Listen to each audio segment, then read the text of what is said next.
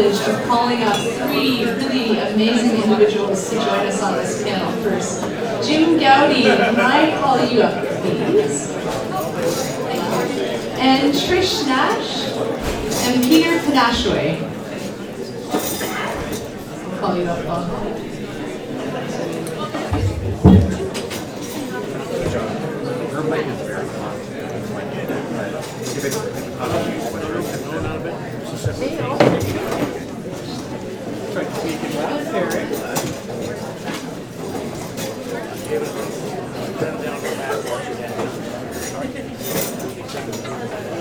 Yeah, the mic sounds really good though.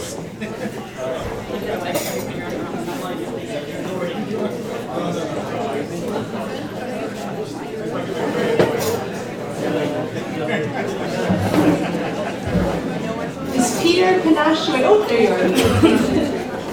Thank you for joining us as well.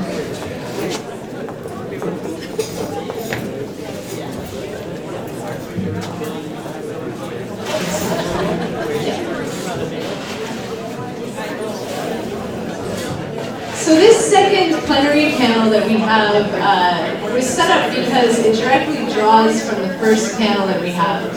So I think what we hear from everyone in the first panel was a concern around caribou and a concern around understanding Indigenous knowledges and sciences, and beyond that, respecting it, following it, learning from it. So when we were setting up, the two panels go hand in hand. So if we're talking about research and reconciliation in Labrador right now, caribou is one of the most important topics that we're facing. And we are very lucky to have an esteemed panel of people who work in this area. And also, it's my pleasure to introduce our facilitator, who is also going to be a presenter on this panel, Val Courtois. And you know what I did? I put your title in that book. It's terrible. So Val's going to introduce herself, which makes me feel terrible. we just went through the formal titles and then I moved everything off so she would have the panel. But this is very, very exciting for us to have Val here to both present and to facilitate and moderate. So Val is going to take the show over from here, and we've got a really exciting hour of learning around caribou and peoples in Labrador. So thank you.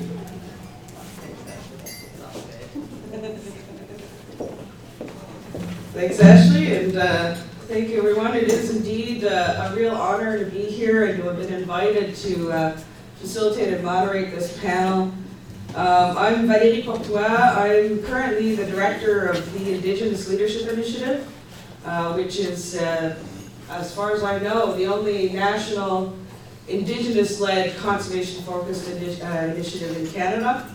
And we work with a panel of senior advisors who include folks like Ovid Mercury, Stephen Capui, Miles Richardson, Bev Sellers, and Dave Porter, who are all great leaders who've made a mark on the future of this country, and many of them actually have spoken on caribou. I've seen many smiling faces, so I know that you know who I was talking about. Many of them have made quite a difference on caribou management and the future of caribou in this country. I am also proud to have contributed to the formation of the Ngava Peninsula Caribou Aboriginal Roundtable, or as we affectionately like to call it, the UPCART, of whom many members are sitting here in this room. As a little reminder, the UPCART was formed at the Emergency Summit, which was held in Kuujjuaq, and in fact, John Wish and I were just speaking about her late husband, Francis Panashway, who was present at that inaugural Emergency Summit that was held in Kuujjuaq. That was in January 2013. That was just around the time when the ban was announced. The then President Sarah Leo and Prode Poker, who was the Grand Chief of the Innu Nation, got together and said, we need to gather all the nations who depend and have a relationship with the George River caribou so that we can talk about our own responsibilities, governments, as peoples, as nations, towards that caribou. And I had the pleasure of facilitating that session. And a little story that some of you may not know was the Innu delegation from Quebec was fractured at the time. There was no nationhood per se with the Innu in Quebec, and so there was 9 communities represented, and everybody else was organized as delegates, and so as facilitators, and since those were my people, I was able to kind of force them into behaving as a delegation in order to control kind of the level of the discussion, so that, you know, there was, as a facilitator, you have to manage the airtime of each one of the delegations to make that process work. And when they figured out that they could work together, they returned home, and less than 6 months later, the Nation Innu was formed. And an elder from Washat who was present in Kuujjuaq and present in Washat when the part was formalized said, "Our unity is the gift of the caribou." And so we have a responsibility to honor that gift and really fulfill our future as a nation. And so for me, as a member of Nastuyats, which is the westernmost Innu community in Quebec, I had never seen my nation really unified. And so I'm very proud to say that the Upcart had a very significant role in unifying the Innu in Quebec into what is now the Nation Innu. The Upcart now was formalized in April 2013 and now has an executive committee, a technical committee that is really working to formalize and responsibilize the Upcart, and we're very proud to say that very soon the management strategy that was developed by the Upcart for the caribou, the Ngaba, will be released. And as a little hint, I can tell you it's very different from any other management strategy or management plan that's been proposed by Crown governments for caribou, and it very much recognizes the basis for which the relationship is important, that is respect, which is the overall theme and dominant theme in the management strategy. So I'm very much looking forward to you all being able to see it once it's released, hopefully, Aaron, in the next 2 months or so. Okay. Aaron is our technical writer, Aaron Dale. So with that, I would like to, and I would be remiss not to name the co-chairs and the formal membership for the Upcart. So the Upcart includes the Innu Nation, Nunatuva Community Council, and the Nunatsiavut Government for the Labrador delegation, and it includes Makivik Corporation, which represents the Inuit of Nunavik, the Cree Government and the Cree Grand Council, the Naskapi of Kawachkak and the Nation Innu. And the co-chairs of the Upcart are Adami Deli for the Makivik Corporation and Mark Nui for the Innu Nation. So with that, I'd like to call upon our panels to share their respective perspectives on the relationship with caribou. And to do that, perhaps I'd start with you, Peter. And I'm not sure that Peter really needs an introduction, but Peter is currently on the team of land rights negotiators for Innu Nation, and of course, former Grand Chief and President of the Innu Nation, and in fact, hired me for the Innu Nation when I was working there. So Peter, please share your perspectives with us.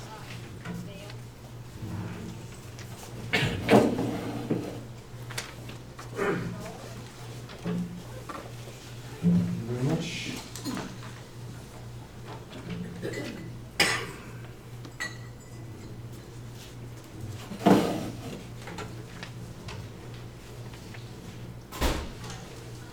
Üstünce namus kumtamaden. İnşallah müjdeci gençlik işleri oynuyor değil. Müjde günde çıktı çıkardan hocalar manhi. Ayuwa bu problem ya bu oraya je makom ne yok manma. Ne kuch moya tabanisti hade ne ne yapstabi. Un te dengi yondemo I cenodemo. Imam dimagan te imam de mano da pod pona da ya mo poia vienya tua inua tua posun na jumbaisina que pochi nimsta usta. Nas cinane inglesi da manja inua ute duchenga Dia pode dar o desenho em estudar uma linha em grupos mentioned.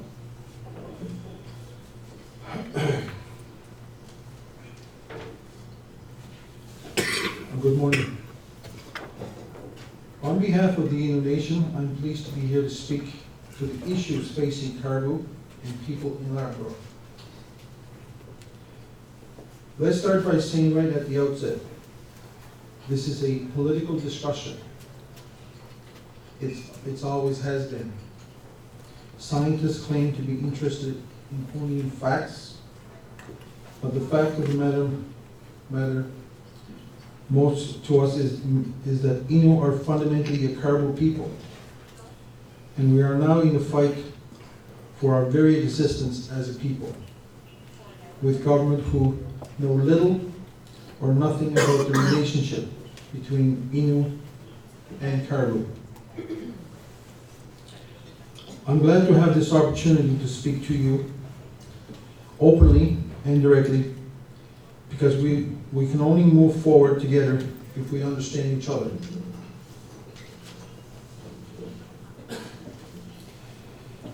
Because Innu are tired of being misunderstood, Innu are tired of being blamed, Innu are tired of being told what to do, especially by people who don't listen or respect our knowledge.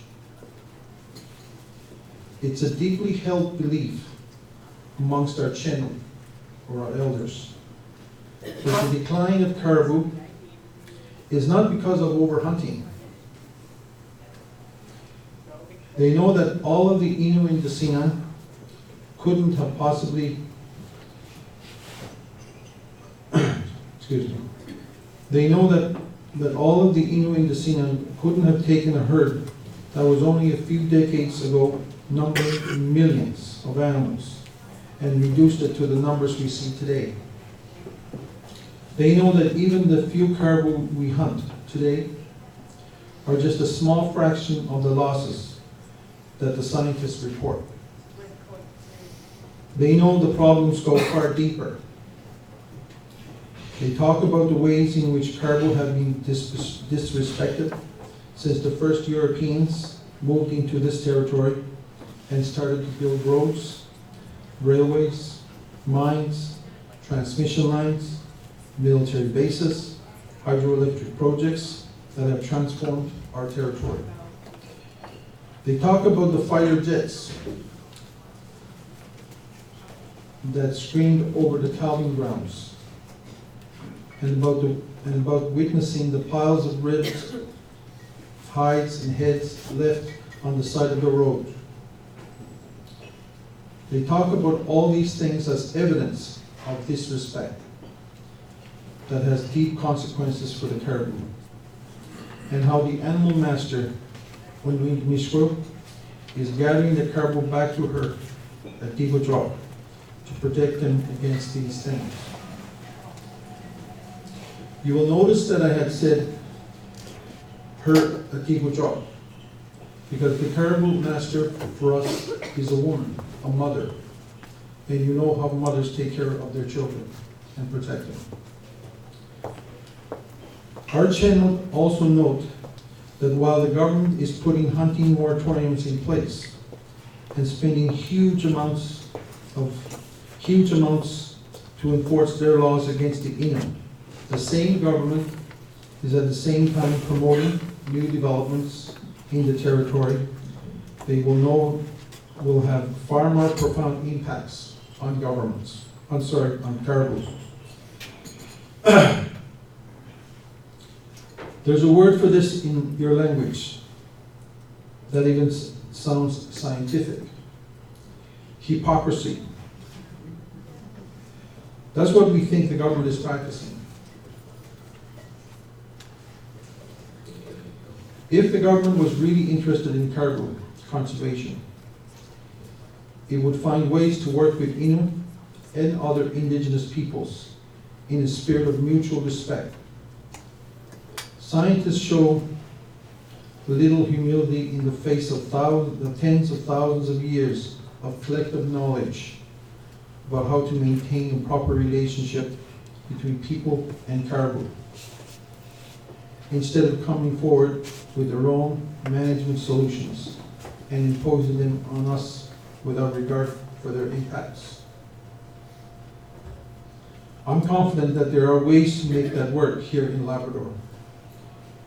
We've been working through UpCart with other Indigenous communities now for several years to find these solutions. And I believe we have them. We've seen how effective co-management can work in other regions. In the Northwest Territories, for example, the community of Denene recently brought forward its own carnival plan based on Dene laws, which was accepted and is being implemented by both territorial and Indigenous governments after a thorough review. There is no scientific reason why this can't work here. There are only political ones. And it's time for Newfoundland government to recognize that only political solutions to this problem is to find ways to sustain the relationship between people and the caribou, and not just try to shut it down. Thank you.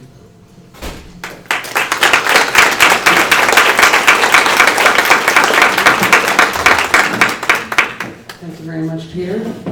At this time, I'd like to invite Patricia Nash, who is a biologist with the Nunatuva Community Council, to speak to us about caribou and the southern Inuit of Nunatuva. Thank you. As Valerie said, I'm a biologist at the Nunatuva Community Council, but I'm also an Indigenous person, scientist and an Indigenous person, so I have a couple perspectives to bring to this. I have a few slides here. I hope you can see them, and I hope this helps you to understand the relationship between the southern Inuit and caribou. Just want to give you a little bit of background, just briefly, about Nunatuva and what it means. It means our ancient land, and it's the territory that includes central Labrador and southern Labrador. As part of our contribution to the UpCart, we recently developed the Caribou Management Plan, and this was an excellent opportunity for us to document our special relationship that we have with caribou.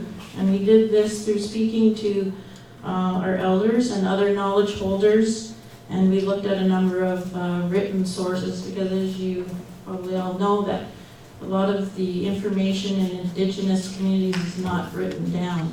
It is through oral. And I had the great honor of speaking to many of the Nunatuva elders. And this is what we found. Of course, we have a long relationship that has been essential to the survival of the southern Inuit for thousands of years. This has been documented. Hunting, documented many of the hunting trails and routes. And although the type of transportation has changed from dog sled to snowmobile, these routes have remained the same. And the hunting has changed from the Mealy Mountain herd to the George River herd, but has always been caribou. The relationship has always been based on respect, values of sharing, never wasting, conservation, and stewardship.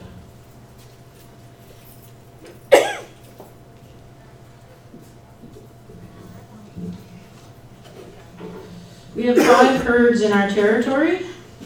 4 are boreal woodland caribou and the George River migratory herd. And all of these herds are in a grave state. The 4 boreal woodland herds are considered threatened, and the populations range from less than 10 animals to 1,600, and 99% of the George River herd is in decline. So what's impacted this relationship with caribou? What we heard from the elders and other knowledge holders was it was development. Roads which brought hunters with little respect, habitat which has been degraded by transmission lines, low-level flying, persecution for hunting, and now a total ban on all hunting of caribou since 2013.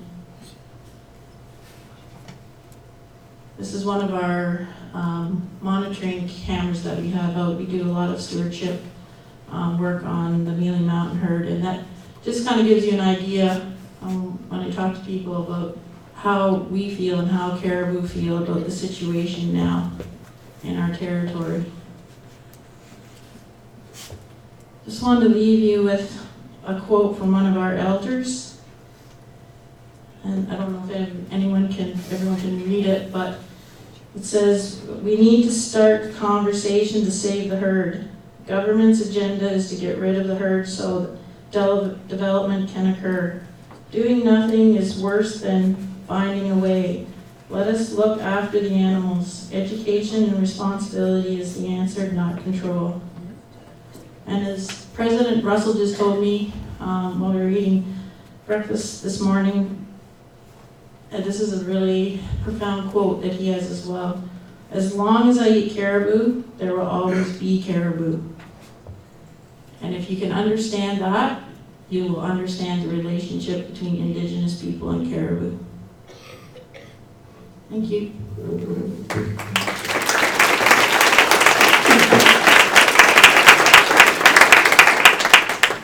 Thank you very much, Trish. And last but certainly not least, I have the pleasure of introducing Jim Gowdy. Jim is the Wildlife Director for the government in Nunatsiavut. And Jim, I believe you're going to focus on the Torngat Mountains, but probably give us a bigger overview of the relationship there. No, complete opposite. Bigger overview, tiny little bit on. Awesome. Perfect. So big overview, tiny bit on Torngat. So Jim, please join us.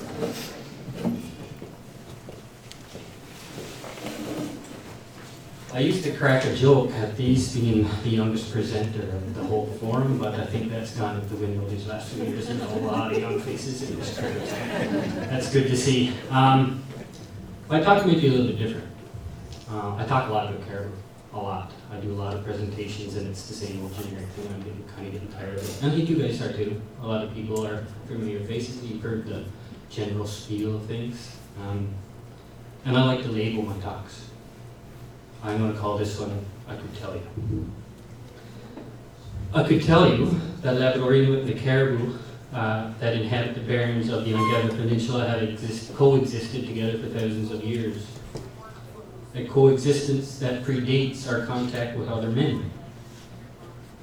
Our cultural, social, and physical survival depended on the ability to hunt and gather caribou. I could tell you that despite our major changes in settlement patterns and subsistence over the years, we continue to live off the land and maintain contact with our historic land use range from flowage to the interior. Today, outside of our permanent communities, we continue to occupy these ranges seasonally. Our use of the land has been key to Inuit life, and if critical links with the land are broken, the Labrador Inuit way of life is threatened. I could tell you that Labrador Inuit have always been conservation-minded, that in the past, our ancestors would manage declines by switching prey harvest, and Mr. Decker will be presenting a little bit more in this forum, I think, on it. I could tell you that we continue this conservation ethic today, and that we introduced our own harvest measures before the province or any other Indigenous organization in Labrador.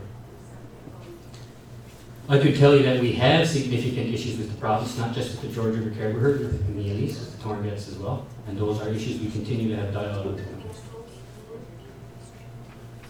I could tell you that we do believe that a very limited Indigenous harvest should be discussed or even implemented, but certainly not at the levels that are harvested from the George today. It's not sustainable. I could tell you that Labrador Inuit have always strived to have a co-management regime when it comes to caribou, and we were saying this as early as 1981, a fantastic year, the year I was born. And we kept this up right through when my career started back in the early 2000s until today. I could tell you that despite all the misgivings and all the issues that we've had with the collapse of the George River caribou herd, that it did spur us to movement. It did spur us to be one of the founding members of UpCart, so there is a positive in it. I could tell you that UpCart has done amazing work. And in the near future, you will see a management strategy agreed upon by all Indigenous users, not just in Labrador, but in the Ungava Peninsula. And it takes into consideration everything, including our prospective sovereignty. I can tell you how very proud I am to be one of the authors on that document, and how proud I am of everybody else on the technical committee, as well as Val and Mr. Dale signing the board there, and I can't wait for you guys to see it. I can tell you it's not just the George River caribou herd that we're concerned about. We also have to deal with issues we have with the Torngat caribou herd in the north of Nunatsiavut, as well as the Mealies in the south. I could tell you that as a scientist and an Inuk, that the George is in trouble, and we are in desperate times. What I want to tell you is that management of caribou in Labrador has transcended Indigenous organizations, provincial or federal governments, and it's now up to individuals to make those choices if they want to protect our herds for future generations. Thank you.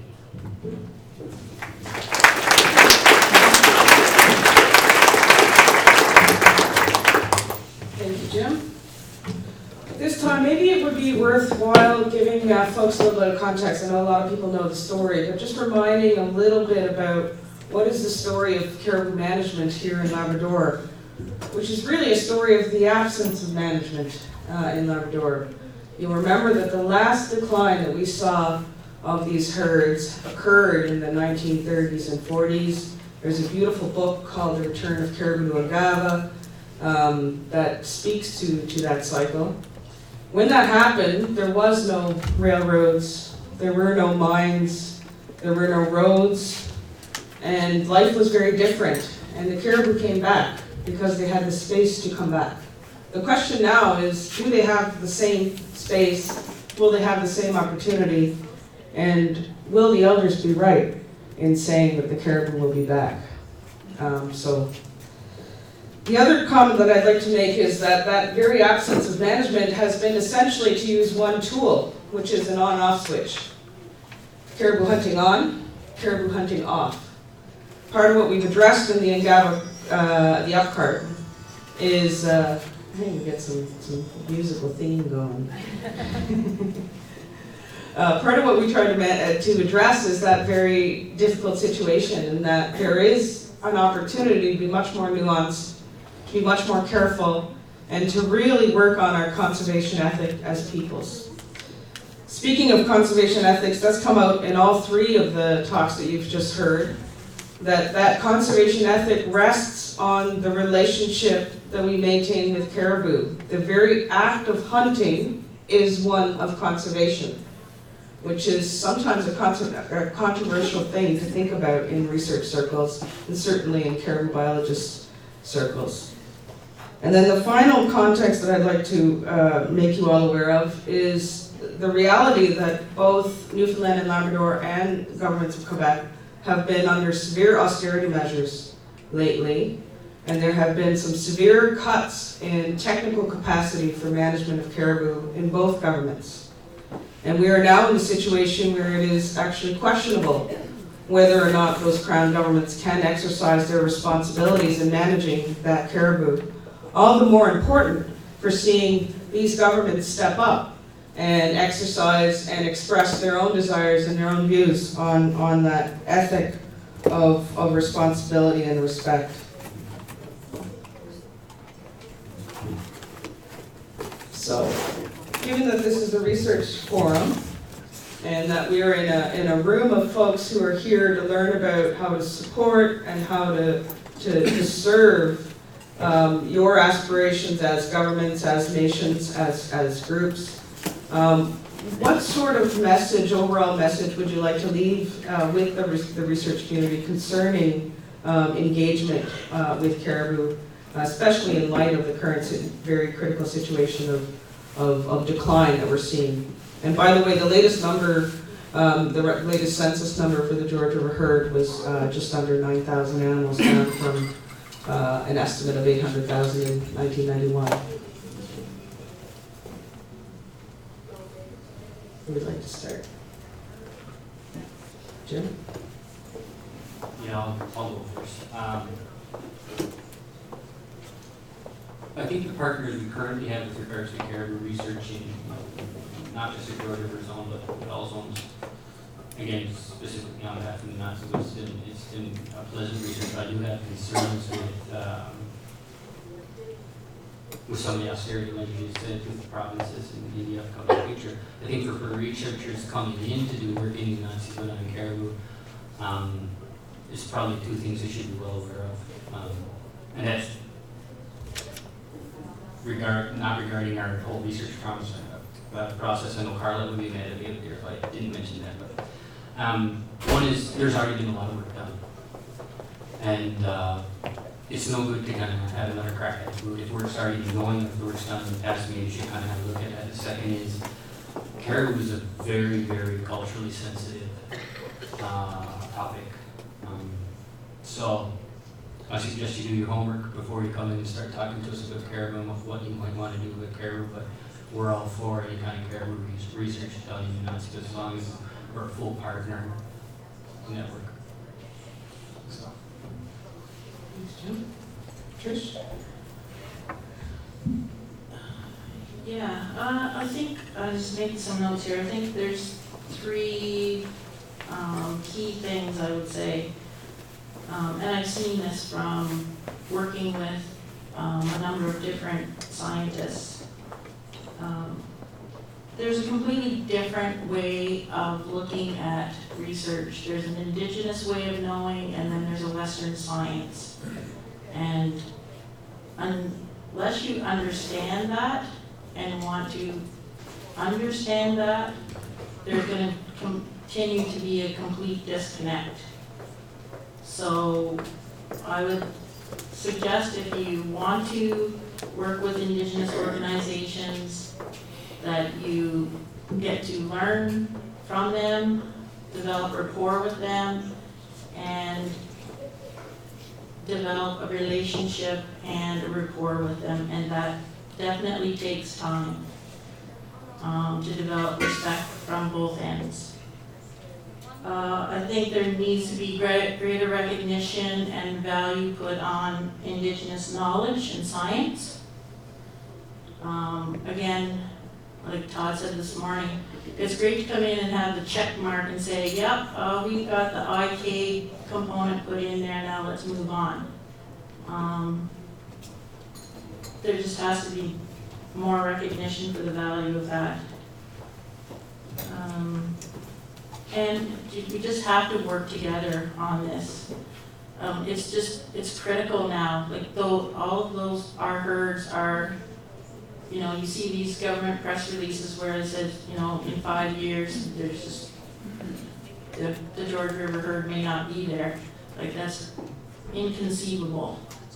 That a herd can go from 800,000 animals in 1990 to less than 8,000, and for us not all to be sitting down at a table and working together to try and solve the problems, whether it's the federal government, provincial government, indigenous governments. We should all be sitting down together and working together to figure out what needs to be done. I'm really, like, can't say enough about Upcart. I mean, that's the first time, I don't know if you said that or not, Val, that the 7 indigenous organizations have come together to work on something, and that's really exciting. And I can't wait for the management plan to come out, and it is a completely different way of looking at things, so it's exciting, and I can't wait till that gets out. So yeah, that's my 2 cents. Just as a little addition before Peter jumps in, the management strategy will include a list of tasks to complete. One of those tasks is actually to come up with a research and monitoring plan from an Upcart perspective. So just a note to stay tuned. Peter.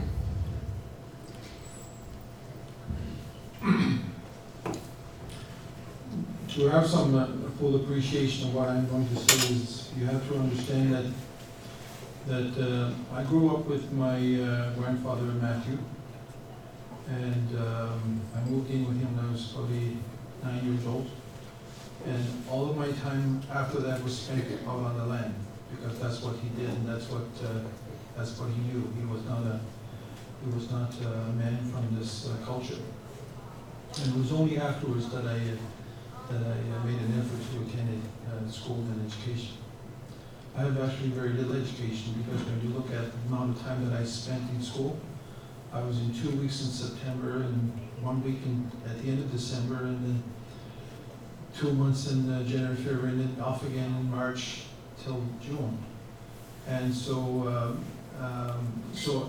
but my learning has been to listen to my elders and how they saw their life, their culture, and their world. And so that's been very important to me. So when we talk about research, the elders will tell you that your research is based on physical, what you can see. It's not on what you, it's not anything beyond that. And that's the problem with the research that's undertaken with many different species of animals. There's no, you don't understand beyond the physicality of your research item. For example, I talked about Unwik Mishko. Well, Unwik Mishko is the master of animals, caribou, and that's who she looks after. And if she feels threatened and feels not respected and not being honored the way the Inuit honor their caribou, then there are repercussions. And right now there are repercussions that we're all going through right now with caribou. And it's because, as my grandfather used to say, my grandfather was eligible, or that's an awful word to use, but he was able to do a shaking tent performance if he chose to. And I once asked him, I said, when you do the shaking tent, it's this a spiritual relationship with the animals and the outside world, and they perform in a small confined tent. And she said, and I said, make sure that I am there when you do it, because I knew this was going to happen once. And he said, you know, I will make sure that you're there. But he said, it's very difficult for me to do it, to do the in English what we know as shaking tent or shavachi, because everything that we have done, other people have done, abusing animals, throwing away bones, not taking care of the caribou skins, feeding caribou to the dogs. That's all shows the disrespect to the animals. And instead, if I did the shaking tent, it would kill me. It may kill me. I'm not sure if I would survive. And that risk I'm not prepared to take at this point. Well, he never did the shaking tent. But he was a very powerful man as a spiritual man.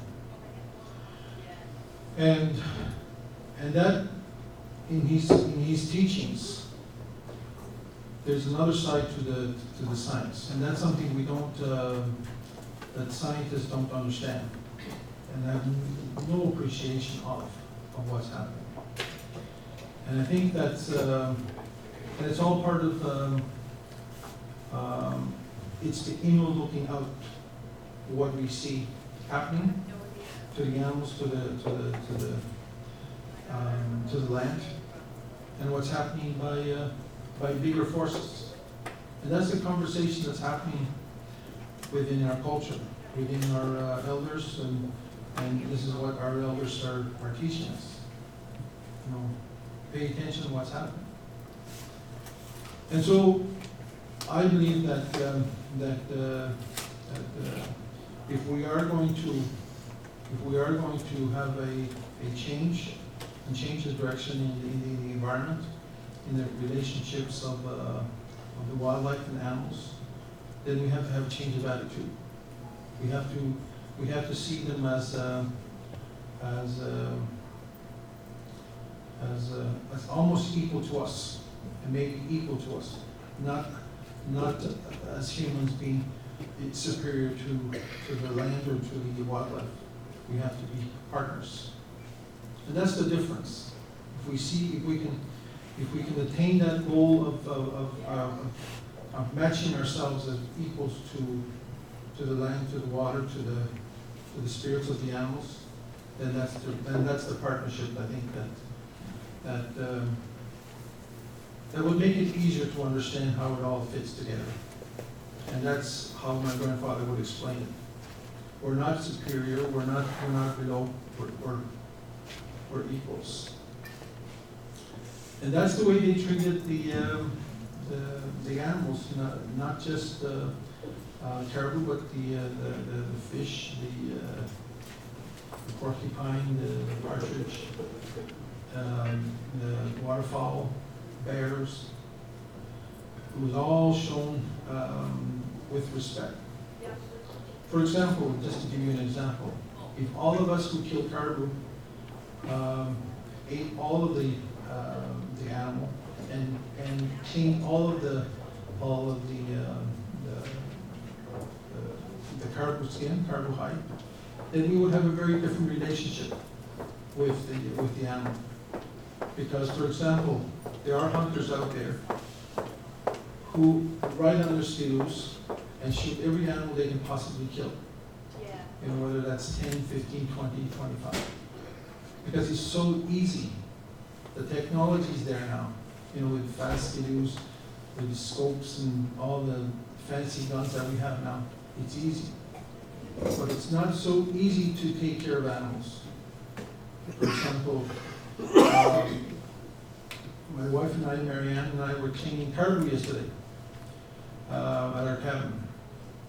And that's a lot of work, trying to scrape all the hairs off and then scrape the insides of the skin. That's 2 days now. We have 2 more to do. And so you know that the next, you know, that when I'm out hunting, I never kill too many because of all the work that's involved. But people don't think about those things. It's all meat and excitement, and recreation, and there's nothing beyond that. There is no spiritual relations to the animal that hunters kill. And that's the difference, I think. And that's why, for example, when you ask an Inuit person, you have to stop hunting. It doesn't make sense to him or her. And it's almost going to be impossible to implement. For example, in 1970s, the Mealy Mountain herd was down to such a very low number, and people said that the government decided that there's a conservation issue here, that we have to stop everyone to hunt. That includes the settlers, the Inuit, from hunting the Mealy Mountain herd. That was in the 70s, and the animals, numbered less than 500. Now it's up to 2,000, and it's still not open for hunting. And our elders asked us today, how come that that's never open? We were told a couple of years it would be closed. Well, the problem now is the politics of it. If the governments could say, look, Inuit can take a small number of animals for the community, but that can't be made. That decision can't be made because there are other peoples now. We have the other people that have moved into Bruce Bay. There are settlers, and there are now other groups like the Métis that have moved in as well. So there's a whole flux of Aboriginal peoples that have tenfold in the area. And so the politics of us makes it very difficult to give the benefit of hunting to the Inuit. Because if you give it to the Inuit, then you have to give it to the others. and because now everybody has rights. And so, and that's the politics, and that's the political end of it. But in my view, that's a circumstance we have to work with, and we all have to work together. But my view, from a scientist's point of view, that you have to have a deeper appreciation or understanding of where the Innu come from and how they see it, because they don't see it the way you do. Far from it. And I think that there needs to be a sincere discussion, and there needs to be a very serious discussion about how we move forward with the caribou. Because to say to the Innu that you have to absolutely stop, it's going against their own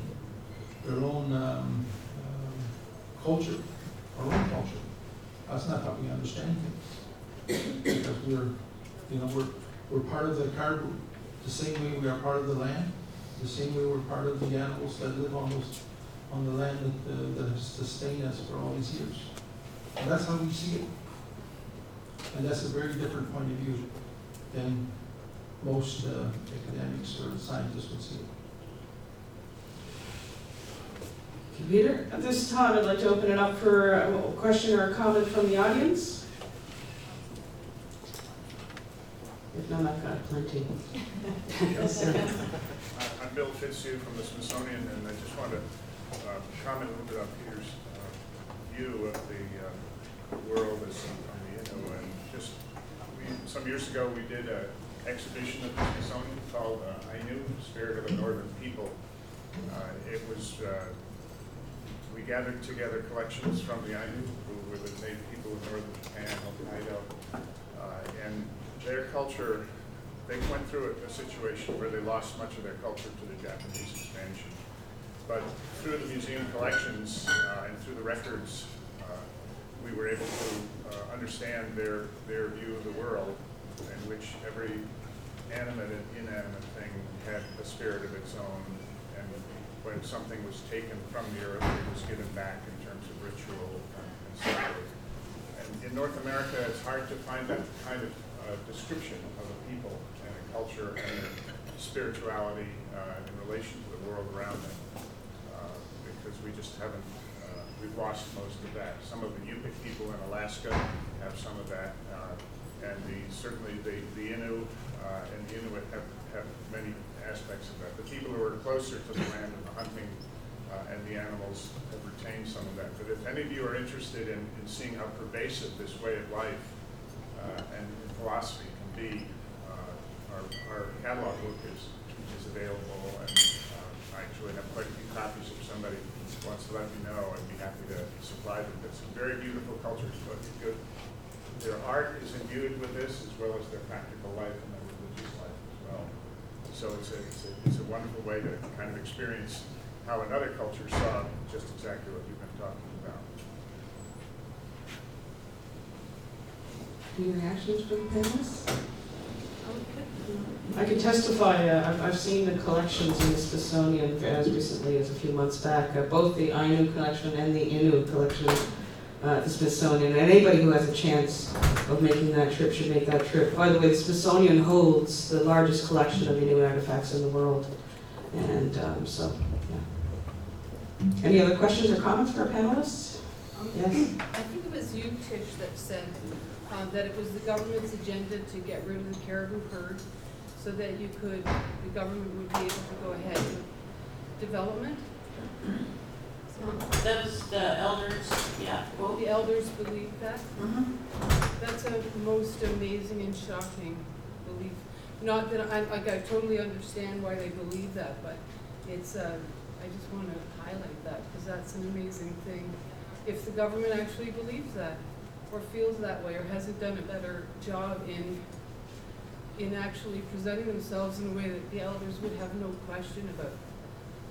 I'm ashamed of that.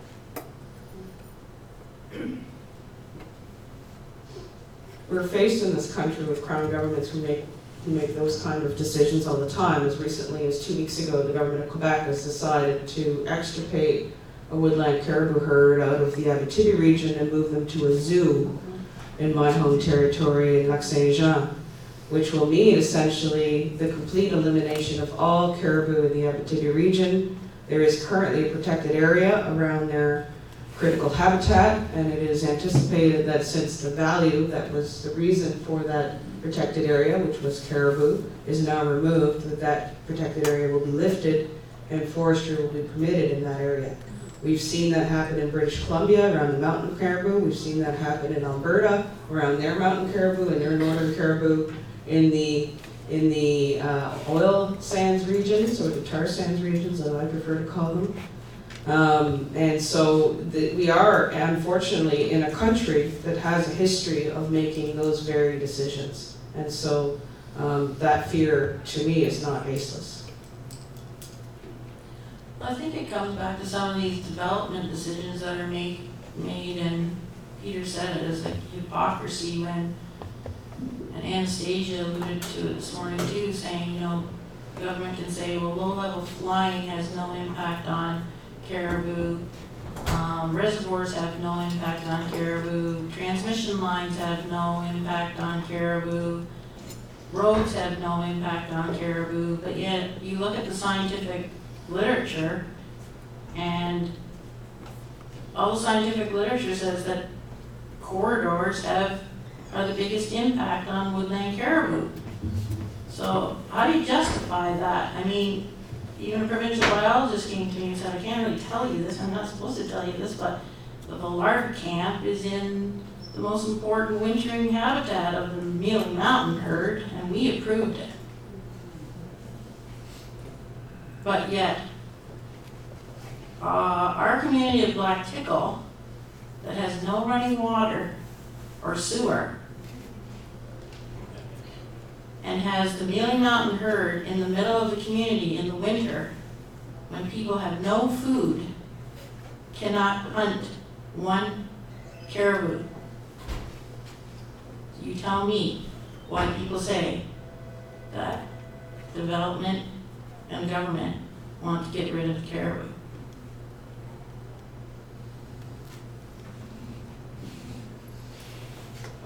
Maybe I'll invite for just a few final comments from our panelists before we turn it back over to Ashley for your lunch. Any final thoughts to share with the group before lunch?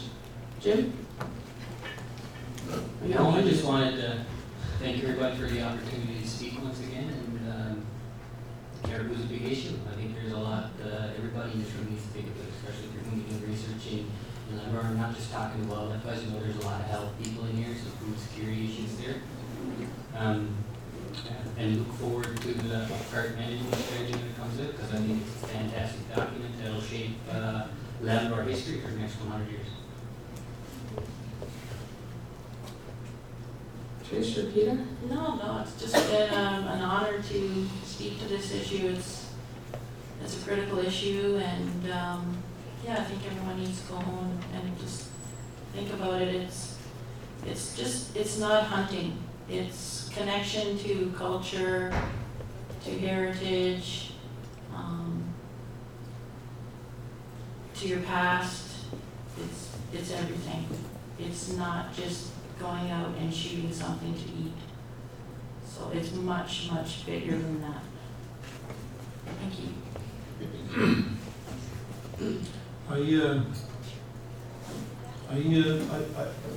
We meet with our elders once a month in our community to give them an update on our progress on land claim self-government negotiations, which, mind you, have been going on for 27 years.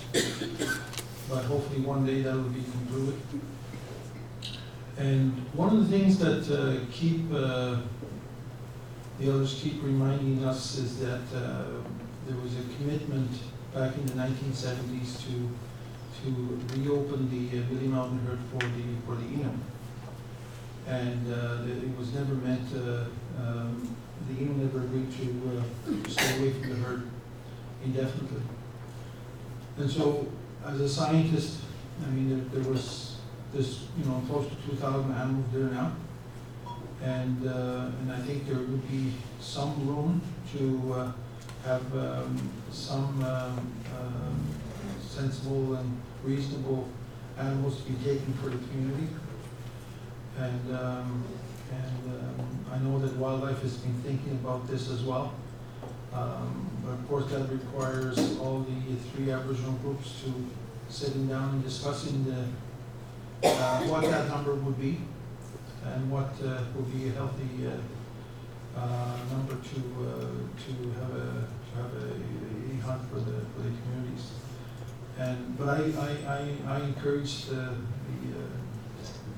individuals or the people that are in charge of the governmental departments that have this responsibility to create a table to have the discussion, because I'm just concerned that there may be too much emphasis on one particular herd for the survival of our own cultures, to maintain our own cultures, and that's important to me and important to the EM, that we make it work, and we make it work by having sensible plans and reasonable plans and practical plans to sustain the caribou, but also sustain the culture of the people, which in this case would be, and so that would be my advice too. Thank you, Peter. And if I can make a humble suggestion, we've got MP Yvonne Jones here with us. There's a ministerial table that's looking at how to review the laws and acts of this country and make them much more in line with the Truth and Reconciliation recommendations or calls to action, and the call for a renewed nation-to-nation relationship. And certainly the Species at Risk Act is one of those that should be considered there, and this idea of the need to support the ethic and relationship in hunting with some of these herds under things like the Species at Risk Act, and what the recovery targets are under that act should be a part of that review. So with that, I'd like to thank the panelists. I'd like to ask you to join me in thanking the panelists.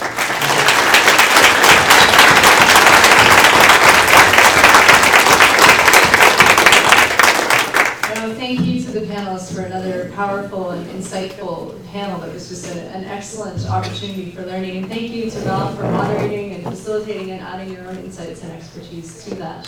I think the themes this morning around reconciliation and relationships, this panel really showed that those relationships are not just with people, that it's about the more than human worlds, the environments, the other bodies and species that we occupy this world with. So I'm really happy to see that juxtaposition, and thank you so much for being here and sharing your time.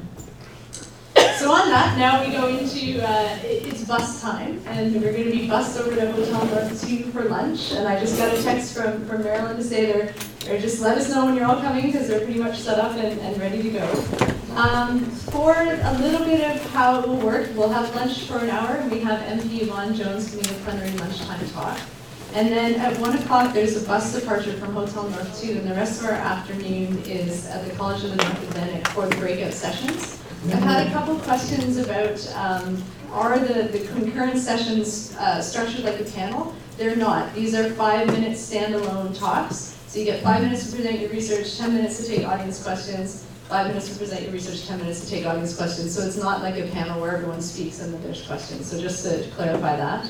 And then at 4:30, there's a bus that leaves and takes you back to Hotel North 2, where we have a wonderful keynote address from Maggie Kovach, followed directly by the poster session. So if you have posters, bring them all. It's all going to kind of happen all at once, and there'll be finger foods available at the poster session. We have a lot of other events that will sort of unfold there.